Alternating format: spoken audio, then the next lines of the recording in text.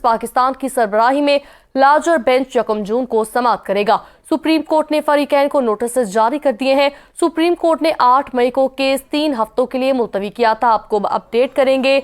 जारी कर दिए हैं फरीकैन को नोटिस सुप्रीम कोर्ट की जानिब से। सुप्रीम कोर्ट ने supreme court practice and procedure bill 2023 case समाप्त के लिए मुकर्रर कर दिया है। चीफ जस्टिस पाकिस्तान उमर अता बंदयाल की सरबराही में लार्जर बेंच यकम जून को समाप्त करेगा।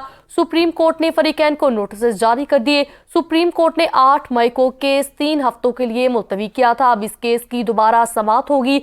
फरीकैन को नोटिस जारी कर दिए गए हैं। सुप्रीम कोर्ट ने supreme court practice and procedure bill 2023 case समाप्त के लिए मुकर्रर कर लिया है।